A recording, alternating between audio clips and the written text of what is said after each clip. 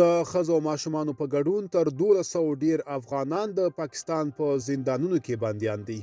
سلام، وخت مو په خیر. پوره جزئیات په پښتو پلس کې راسره وګورئ. پښتو پلس تل ستاسو په چوپړ کې.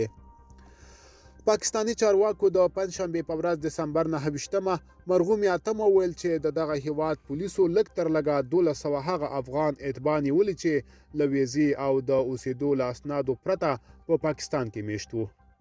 د دغو افغانانو د نیول کېدو خبر وروسته له هغه په رسنیو کې د خلکو پام ځان ته واړولو چې د کراچۍ په مرکزي زندان کې د بندي شوي افغان ماشومانو عکسونه په ټولنیزو شبکو کې خپاره شول. د پاکستان پولیسو چارواکو ویلي چې دغه بندیان به د بند سزا له پوره کېدو او یا د دوی د وکیلانو لخوا د خوشي کېدو اسنادو له بشپړېدو وروسته افغانستان ته ستانه کړای شي. په کراچۍ کې د افغانستان د قونسلګرۍ یو چارواکي ګلدین وایي چې هغه خپل هیواد ته د افغان اتباعو د چټک او باعزته ستنېدو په اړه له پاکستان چارواکو سره په تماس کې دی.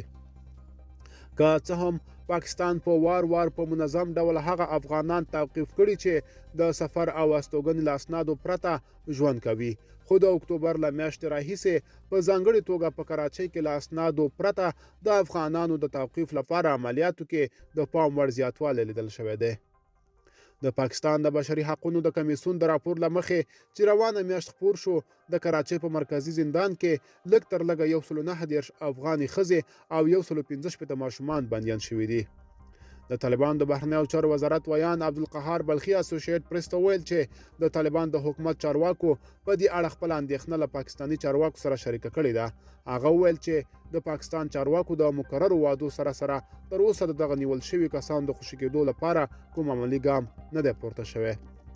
په پاکستان کې د افغانستان سفارت همدارس زیاتوي چې دوی د پاکستان د بهرنیو چارو وزارت او کډوالو وزارت چارواکو سره په کراچۍ او ټول پاکستان کې د کډوالو وضعیت په اړه خبرې کړې دي او لا هم ورسره په اړیکه کې دي.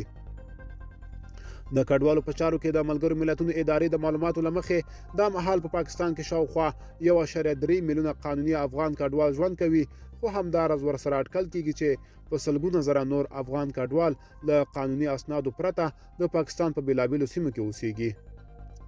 ملګرو، که تاسو هم د دې ویډیو په اړه څه نظر لرئ موږ سره کومنټ کې شریک کړئ. د لا ښکلې ویډیوګانو لپاره موږ سره پاتې شئ. تر بیا ښه وخت.